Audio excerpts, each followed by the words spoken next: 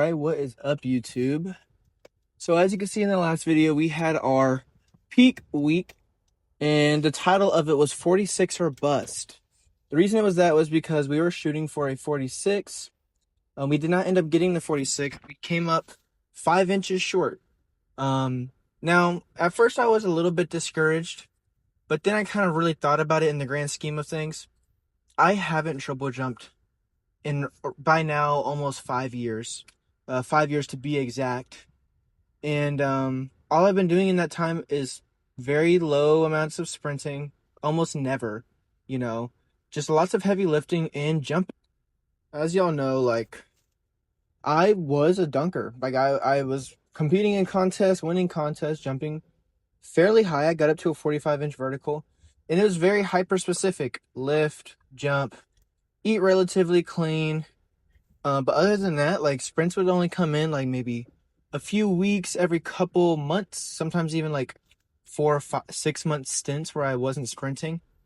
On top of that, hyper specific things like bounds, cycles, that was nowhere in my training. I didn't even do plyos, to be honest, for about 5 years. So, in 2 months of training, 10 weeks, I went from 41.4, which was my very first jump I ever did, which was on a 10-step approach, to 45.7 on a 10-step approach in 10 weeks.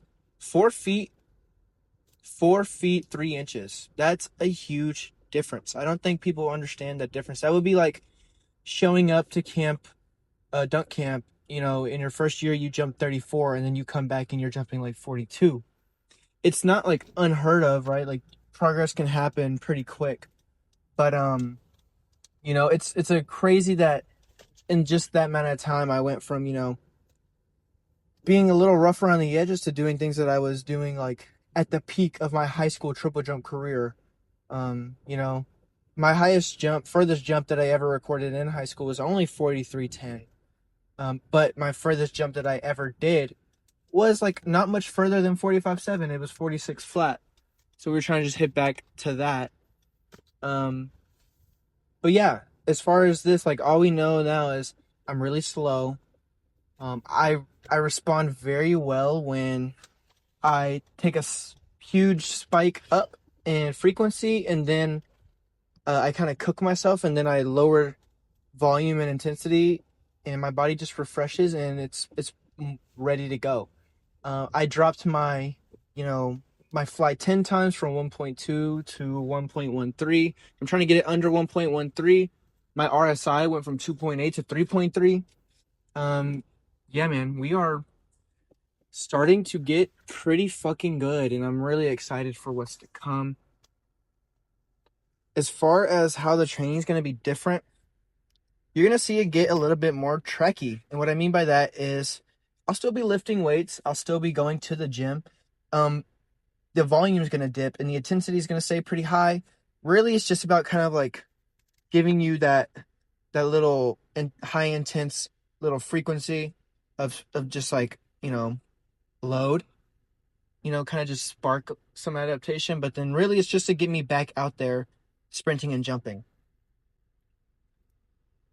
Sprinting, jumping is literally what's going to help my triple jump the most. Getting out there, learning how to run, getting faster, getting more reactive and responsive in my contacts, getting more active, working on my form. Once you figure out your form, it doesn't matter if you're going fast or slow.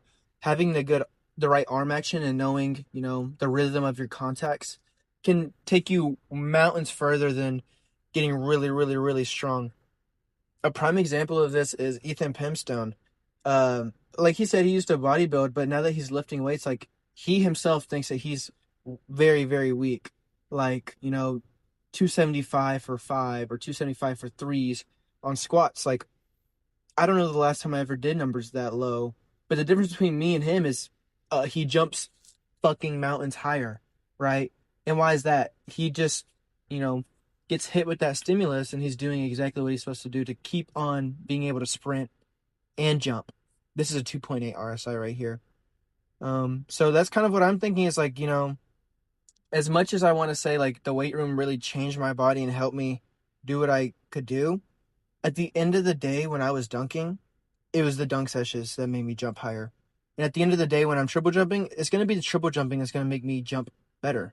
It's not going to be, you know, getting perfectly swole, getting way stronger, way faster. It's going to be jumping. It's going to be sprinting. It's going to get my rhythm down. It's going to be getting, my form down. That's really what's going to change the trajectory of what I can do, in a pit. Same thing with dunking. Like, I couldn't do windmills until I sat there and fucking practiced windmills over and over and over and over and over. And so that's pretty much the plan. This week, as you can see, I'm doing a one leg, one upper. Well, actually, it's going to be 2 track days that are more focused on. There's a primary triple jump. You're not going to see it in this video.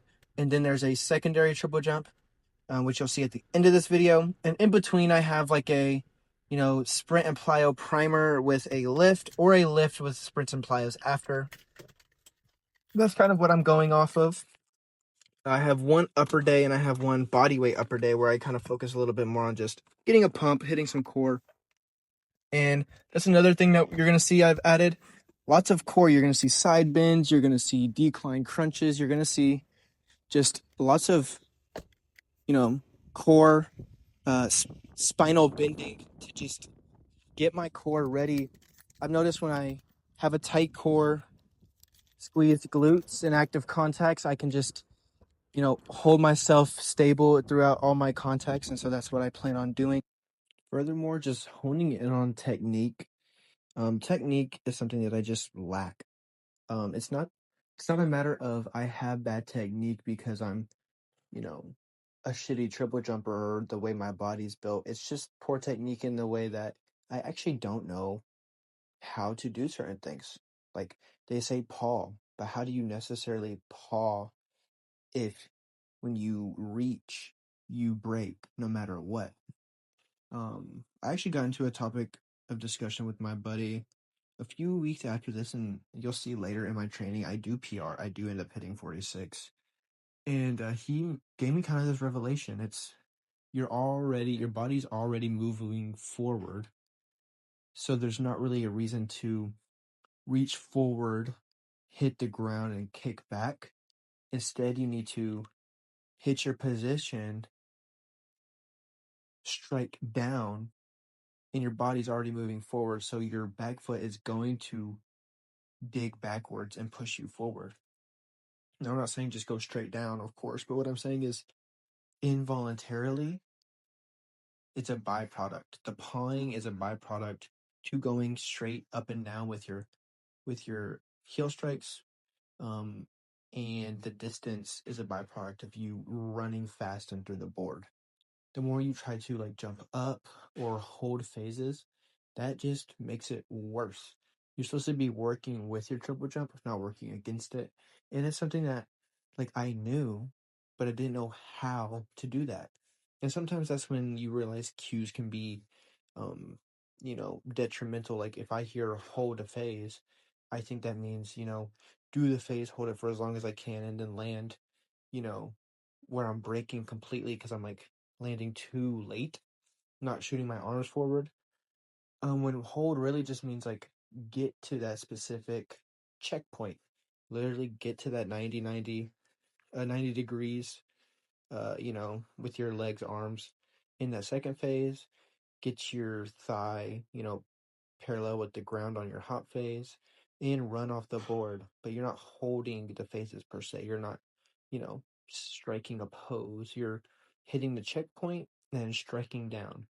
You're going forward, and then the rest of the jump is you just popping yourself up. A good analogy that kind of helped clear up the thought or the bad habit of pawing was they say triple jump is like skipping a rock. The rock can't paw the water, it's a rock. But what does the rock do? It's going forward. Gravity brings it up and down, but because it's solid, no matter what, its contact is active when it hits the water. So as you're going forward, your heel needs to strike down to pop you back up. You hit your pose just so you carry some distance, and then you pop it again. You're not even going to see that in this video. You're going to just see my training, my technique, and whatnot. But what you will notice in the next few weeks is I figure out how to have real, actual, proper active contacts. Even in this, like, of course I'm active, but you can see so much breaking. When I PR'd, it literally felt like my body was moving forward, and anytime I was starting to fall down, I popped myself back up. It did not feel like I gotta cycle, reach, smack the ground as hard as I can, get shot up in the air, strike a pose, reach forward, paw back, and then just feel the 15 times my body weight to try and get as good of a jump. It literally feels like almost like you're doing an RSI test. Like you pop up, right when you're about to hit the ground, you stiffen, pop up, right when you're about to hit the ground, you stiffen and pop up. And so people are like, hold a phase, hold a phase. That's really counterintuitive sometimes.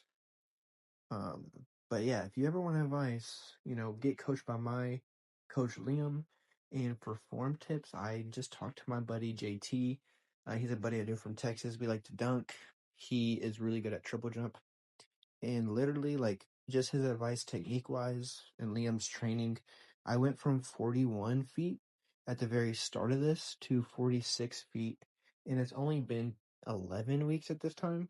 So 3 months, 5 feet. Very, very good. And I'm still super slow. I'm still not perfect when it comes to my arm actions. And I haven't perfected my form. I'm still playing with arm actions. I'm still playing with am I more hop dominant or jump dominant? I'm guessing I'm hop dominant because anytime I'm just focused on popping off the ground and just staying fast and horizontal, I jump further. But post training thoughts, I have a lot more work to do. Peace.